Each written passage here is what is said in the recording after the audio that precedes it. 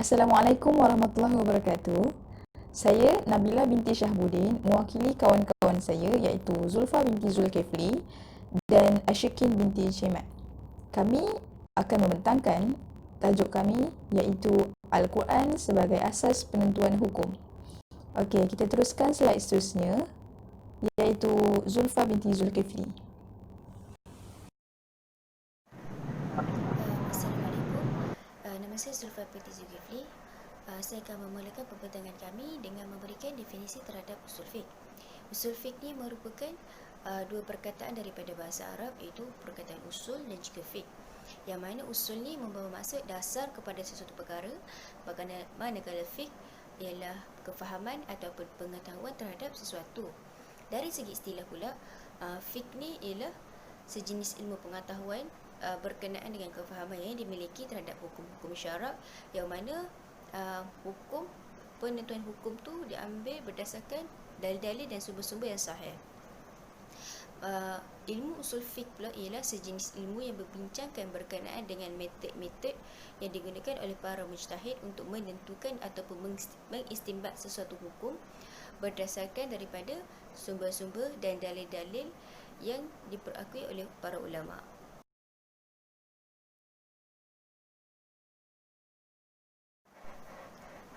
Seterusnya saya akan menyatakan objektif-objektif terhadap kajian kami. Objektif kami ada 4. Yang pertamanya adalah untuk mengetahui sumber-sumber hukum dalam usul fiqh. Yang kedua, kami akan menerangkan bagaimana Al-Quran itu berfungsi dalam menentukan hukum-hukum syarak. Yang ketiga adalah untuk menerangkan perbezaan antara ayat muhkamat dan ayat mutasyabihat. Yang keempat adalah untuk menerangkan konsep pembinaan hukum berdasarkan ayat-ayat Al-Quran.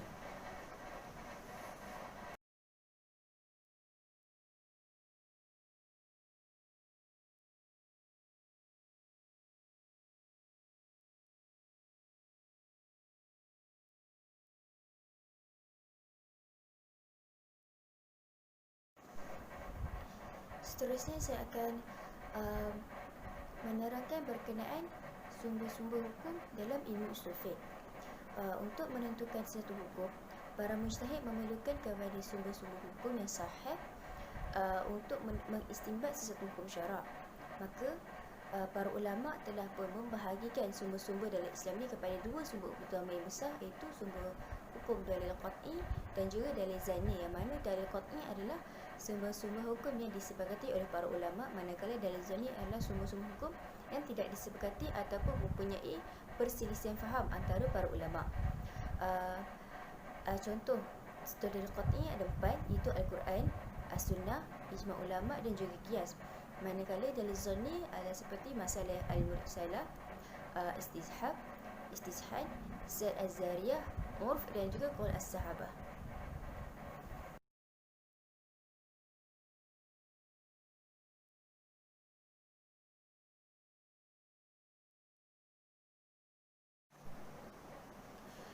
Seterusnya saya akan memberikan sedikit pengenalan berkenaan dengan Al-Quran. Dan Al-Quran dari segi bahasa membawa maksud pembacaan.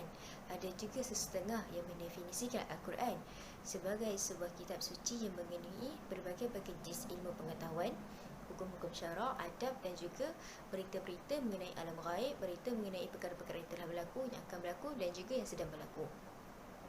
Dari segi istilah pula, Al-Quran merupakan kalam Allah yang azali yang berfungsi sebagai mukjizat yang diturunkan kepada Nabi Muhammad SAW melalui perantaraan dengan malaikat Jibril. Ditulis di dalam mushaf, diriwayatkan secara mutawatir dan membacanya merupakan satu ibadat. Okey. Al-Quran ni mempunyai keistimewaan yang sendiri yang menyebabkan ia lain daripada kitab-kitab yang terdahulu seperti kitab Injil, Taurat dan juga Zabur. Contoh keistimewaan yang dimiliki oleh Al-Quran ialah pertamanya, ia merupakan kalam Allah ataupun perintah-perintah daripada Allah sendiri, sama ada dari segi makna ataupun susunan dan juga lafaznya.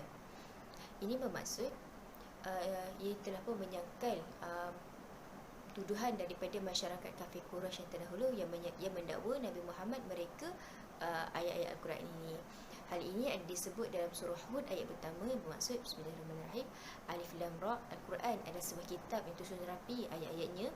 Kemudian dijelaskan pula kandungannya satu persatu yang diturunkan daripada sisi Allah yang Maha mendalam pengetahuannya. Maka di sini dapat dilihat Allah menyatakan susunan ayat Al-Quran, kemudian dijelaskan pula kandungannya satu persatu yang diturunkan daripada sisi Allah.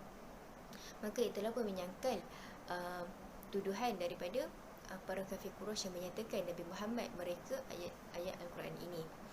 Keistimewaan yang kedua ialah bahasa yang digunakan oleh Al-Quran. Seperti yang kita tahu, bahasa yang digunakan Al-Quran ialah bahasa Arab, yang mana ia merupakan bahasa yang digunakan juga oleh Nabi Muhammad SAW. Ini kerana pada zaman dahulu, seperti kita ketahui, Nabi Muhammad dan juga para sahabat merupakan seorang yang ummi, yang mana tidak tahu membaca dan juga menulis. Maka dengan penurunan dalam bahasa yang mereka guna, bahasa Nabi Muhammad dan juga para sahabat itu bahasa Arab, ia dapat memudahkan kefahaman dan juga mereka untuk menghafaz ayat-ayat suci Al-Quran. Yang terakhir, pemindahan Al-Quran daripada zaman dahulu hingga ke umat masa kini adalah secara mutawatir, yang mana Al-Quran yang ada pada kita pada masa kini dengan Al-Quran yang diturunkan oleh Nabi Muhammad adalah Al-Quran yang sama isi kandungannya, susunannya, lafaznya dan maknanya, di mana tidak ada sedikit perbezaan ataupun celah di dalamnya. Seperti yang kita tahu, penyampaian yang dibuat oleh semasa pembinaan Al-Quran dari zaman dahulu hingga kini ialah dengan jalan yang mutawatir, iaitu secara tulisan dan dari mulut ke mulut, dari satu masa ke satu masa, tanpa celah dan sempurna kejadiannya. Mukjizat Al-Quran yang seterusnya ialah tidak akan wujud satu makhluk pun yang dapat menjadikan satu kitab seperti Al-Quran. Sebab apa? Dia merupakan kitab yang dan titah perintah daripada Allah. Tak akan ada, Allah telah berjanjikan takkan ada pun satu makhluk yang dapat menjadikan kitab sesempurna seperti kitab Al-Quran. Yang terakhir, kemukjizatan Al-Quran ni terselah kerana ia merupakan kitab yang sesuai digunakan pada setiap zaman. Ini bermaksud Al-Quran boleh dijadikan panduan dan juga pegangan untuk setiap masyarakat ataupun setiap masa dan zaman, dan bukannya hanya terhad kepada satu zaman seperti kitab-kitab sebelumnya, iaitu kitab Taurat hanya terhad kepada zaman tersebut dan juga kitab-kitab lain. Akan tetapi Al-Quran dia boleh digunakan sehingga hari akhirat. Itu kandungannya, hukumnya sesuai sehingga ke hari kiamat.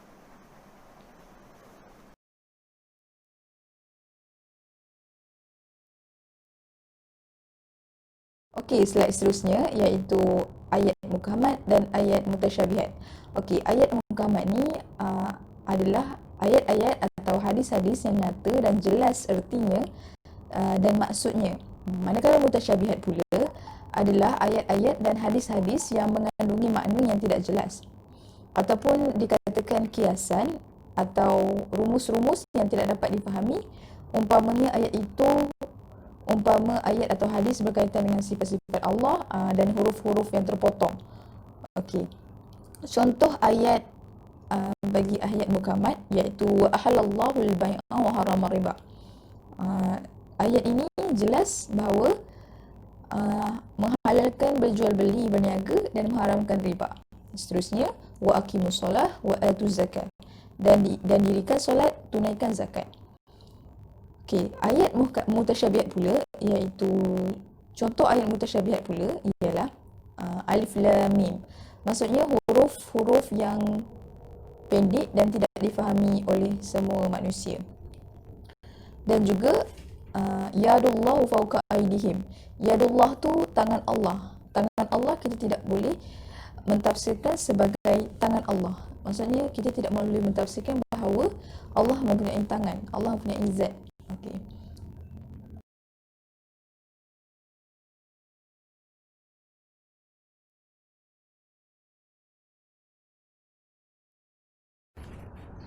Okey, kita teruskan kepada slide seterusnya, iaitu cara Al-Quran menunjukkan hukum. Allah sudah menetapkan cara mengeluarkan hukum di dalam Al-Quran. Jadi, kita sebagai penuntut ilmu perlulah mencari dan mengkaji setiap ilmu yang telah Allah berikan kepada kita dengan jelas dan benar. Justru itu, usul fiqh sangat penting dipelajari untuk seseorang mujtahid mengeluarkan sesuatu hukum agar kita sentiasa dalam landasan yang betul mengikut syariah Islam yang telah ditetapkan oleh Allah Subhanahu Wa Taala. Justru itu, cara Al-Quran menunjukkan hukum terbahagi kepada dua, iaitu hukum secara zonni dan hukum secara qat'i. Okey, saya akan jelaskan maksud hukum secara qat'i. Hukum secara qat'i ini bermaksud satu makna, satu lafaz yang mempunyai satu makna. Bermaksud di sini, satu lafaz Al-Quran tidak disokong oleh mana-mana makna dan ia hanya berdiri di atas maknanya sendiri. Maksudnya di sini, lafaz Al-Quran ini tidak perlu ditakwilkan dan tidak perlu ditafsirkan. Cukup sekadar maknanya di dalam lafaz-lafaz dan nas-nas Al-Quran itu tersebut.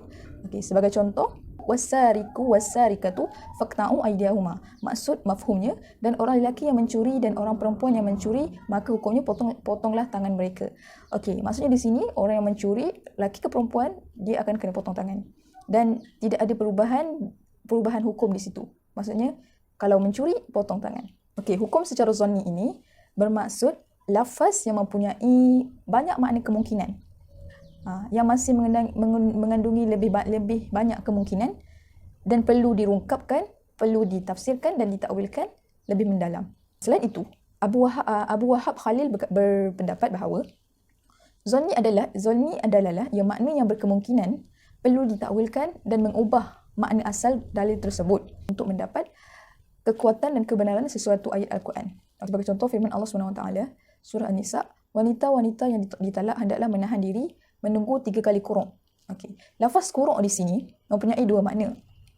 Sama ada suci atau haid. Maka dalil di atas berkemungkinan mengatakan 3 kali haid ataupun 3 kali suci. Para mujtahid berselisih pendapat bahawa mereka berpendapat bahawa sama ada quru' ini bermaksud haid dan sama ada quru' ini bermaksud suci. Selain itu juga, lafaz zonni ni dia perlu mempunyai makna gandaan yang menyokong hukum tersebut. Okey, seterusnya contoh lafaz bagi secara qat'i dan contoh lafaz bagi secara zonni. Contoh lafaz qat'i dalam surah An-Nur, a'udzubillahi minasyaitonirrajim, az-zaniyatu waz-zani fajlidu kullu wahidun minhuma mi'atu jildah. Maksudnya, perempuan yang berzina dan laki-laki yang berzina, maka deralah tiap-tiap orang dari keduanya 100 kali dera.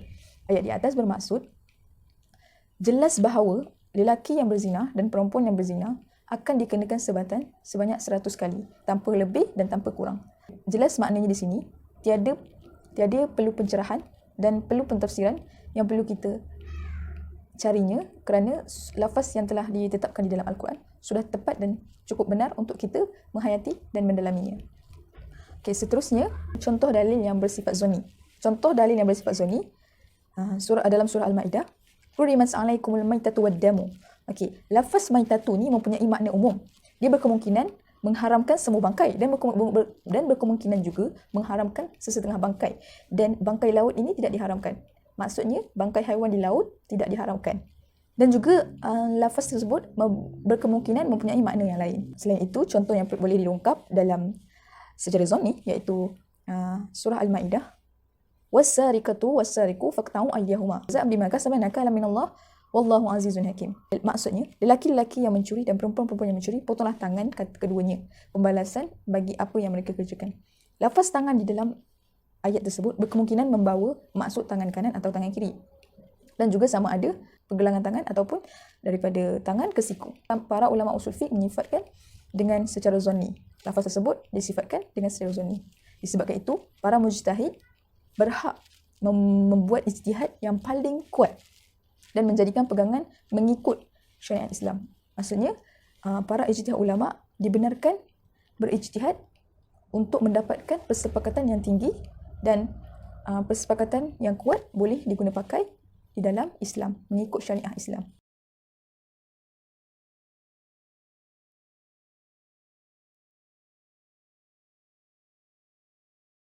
Okey, seterusnya kita balik kepada konsep pembinaan hukum Al-Quran. Okey, konsep pembinaan hukum Al-Quran ini, dia tidak menyusahkan dan tidak menyulitkan umatnya. Maksud di sini, Allah tidak menyusahkan dan menyulitkan umat manusia untuk mempelajari hukum-hukum Allah Ta'ala. Sebagai contoh, Allah Subhanahu Wa Ta'ala berfirman, yuridullahu bikumul yusra wa la yuridu bikumul usra. Maksudnya, Allah mengkehendaki kamu beroleh kemudahan dan tidak mengkehendaki kamu menanggung kesukaran. Surah Al-Baqarah ayat 185. Maksudnya di sini, Allah tidak menduga seseorang hamba itu jika hamba itu tidak berupaya menanggung sesuatu bebanan itu. Seterusnya, konsep pembinaan hukum Al-Quran juga meringankan beban atau tanggungjawab taklif seseorang manusia untuk mempelajari ilmu Al-Quran. Sebagai contoh, firman Allah Ta'ala, Ya ayuhalladzina amanu la tas'alu an asya'i in tubdalakum tasukum wa in tas'alu anha hina yunazzalul Quran tubduna lakum afallahu anha wallahu ghafurur rahim. Maksud di sini, wahai orang-orang yang beriman, janganlah kamu bertanyakan kepada Nabi perkara-perkara yang jika diterangkan kepada kamu akan menyusahkan kamu, dan jika kamu bertanya mengenainya ketika diturunkan Al-Quran, tentulah akan diterangkan kepada kamu. Allah maafkan kamu dari kesalahan bertanyakan perkara-perkara itu yang tidak dinyatakan di dalam Al-Quran, kerana Allah Maha Pengampun lagi Maha Penyabar. Okey, Allah sangatlah penyayang. Nabi Muhammad SAW juga berkata bahawa jika kita tidak mampu untuk memahami sesuatu ayat itu, kita perlu mempelajari, mencari unsur-unsur yang boleh menolong kita untuk mendapatkan sesuatu maklumat itu. Okey, seterusnya, beransur-ansur dalam penetapan hukum. Okey, konsep pembinaan hukum Al-Quran juga dia beransur-ansur dalam penetapan hukum. Sebagai contoh, hukum arak. Hukum arak ini dulu tidak diharamkan. Pada zaman sebelum Nabi tidak diharamkan. Kerana pada zaman Nabi, arak ini sudah menjadi kebiasaan mereka meminumnya. Kerana mereka adalah Arab-Arab jahiliah. Disebabkan itu, hukum arak dikeluarkan secara berperingkat untuk memudahkan semua umat manusia memahami dan mengikut hukum-hukum yang telah ditetapkan oleh Allah Ta'ala secara beransur-ansur dan secara perlahan-lahan. Jika kita terus dikejutkan oleh sesuatu benda yang kita tidak suka, kita akan marah dan kita akan tidak mengendahkan apa yang dikatakan oleh seseorang itu. Oleh itu, sebagai umat Islam, kita perlu mempelajari ilmu usul fiqh dengan lebih mendalam dan mencari ilmu usul fiqh dengan kefahaman yang sangat benar dan yakin berpandukan syariah Islam. Justru itu, kita perlu mendalami cara pembinaan hukum usul fiqh, cara pembinaan hukum Al-Quran untuk mendapatkan sesuatu hukum yang benar dan meyakinkan semua umat manusia mengikut syariah Allah Ta'ala. Itu sahaja daripada saya. Kita teruskan slide seterusnya oleh kawan saya iaitu Ashikin.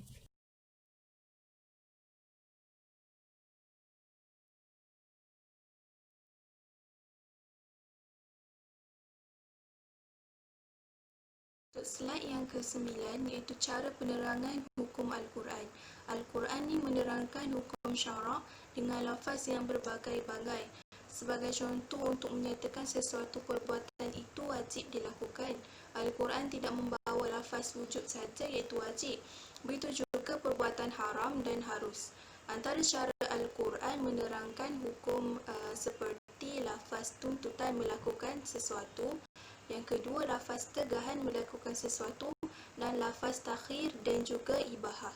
Okay, yang pertama, lafaz tuntutan melakukan sesuatu. Sebagai contohnya, lafaz amal soleh. Contohnya dalam surah An-Nisa ayat 36, Allah berfirman, wa'budullaha wa la tusyriku bihi syai'a, yang bermaksud sembahlah Allah dan janganlah kamu mempersekutukannya dengan sesuatu apapun. Dalam surah ini Allah memerintahkan dengan perintah yang sangat jelas, iaitu perintah supaya menyembahnya dan tidak mempersekutukannya dengan sesuatu yang lain. Yang kedua adalah lafaz fi'il amar. Sebagai contoh dalam surah At-Taghabun ayat 16, Allah berfirman, fattaqullaha mastata'tum, yang bermaksud maka bertakwalah kamu kepada Allah menurut kesanggupan. Iaitu Allah memerintahkan supaya manusia ini bertakwa kepada Allah mengikut kemampuan dan kesanggupan manusia itu sendiri. Yang ketiga, menceritakan sesuatu perkara itu yang termaktub dan difardukan. Seperti mana surah Al-Baqarah ayat 178, Allah berfirman, Ya ayyuhallazina amanu kutiba alaikumul qisasu fil qatla, yang bermaksud, wahai orang-orang yang beriman, diwajibkan ke atas kamu qisas berkenaan dengan orang yang dibunuh. Dalam surah ni Allah mewajibkan hukum qisas bagi orang yang membunuh. Okey, seterusnya lafaz tegahan. Contoh yang pertama, lafaz nahi sarih dan tahrim. Seperti mana dalam surah An-Nahl ayat 90, Allah berfirman, wa yanha 'anil fahsya'i wal munkar wal bagh, yang bermaksud dan melarang dari perbuatan keji, kemungkaran dan permusuhan. Dalam surah ni Allah telah melarang dengan larangan yang sangat jelas, iaitu Allah melarang daripada perbuatan keji dan kemungkaran serta juga permusuhan.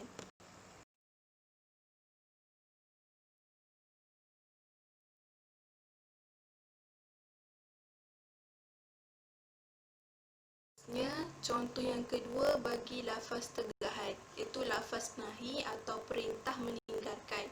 Seperti mana dalam surah Al-An'am ayat 151, Allah berfirman, wala taqtulu auladakum min imlaq, yang bermaksud, dan janganlah kamu membunuh anak-anak kamu kerana takut kemiskinan. Ayat ini turun kerana masyarakat pada zaman jahiliah dahulu, dia membunuh anak mereka kerana takut miskin. Yang ketiga, perbuatan yang disertai dengan janji yang tidak baik. Seperti mana surah An-Nisa ayat 93, Allah berfirman, wa may yaqtulu mu'minan muta'ammidan fajazauhu jahannam, yang bermaksud, dan barang siapa yang membunuh seorang mukmin dengan sengaja, maka balasannya ialah jahannam. Dekat sini Allah menyertakan dengan janji yang tidak baik. Itu bagi orang yang membunuh seorang mukmin dengan sengaja, maka balasan dia adalah jahannam. Seterusnya, lafaz takhir atau ibahah. Contoh yang pertama, lafaz menunjukkan ibahah dan mengingkarkan mereka yang mengharamkan. Contohnya, dalam surah Al-A'raf ayat 32, Allah berfirman, qul man harrama zinatallahi allati akhraja li'ibadihi, yang bermaksud, katakanlah, siapakah yang mengharamkan perhiasan dari Allah yang telah dikeluarkannya untuk hamba-hambanya. Dalam surah ni, Allah menyuruh Rasulullah agar membantah ucapan orang-orang kafir yang mengharamkan apa-apa yang Allah halalkan. Contohnya dalam urusan pakaian, makanan dan lain-lain.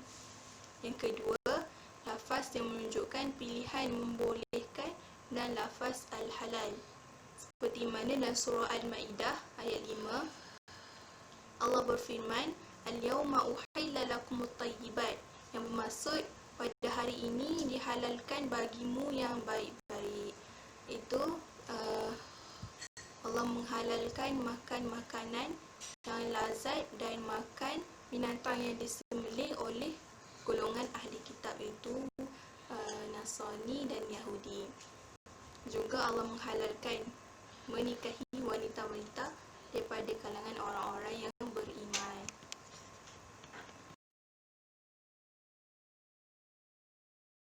Kesimpulannya, Al-Quran sangat penting dalam kehidupan manusia sebagai panduan kehidupan dalam setiap perkara.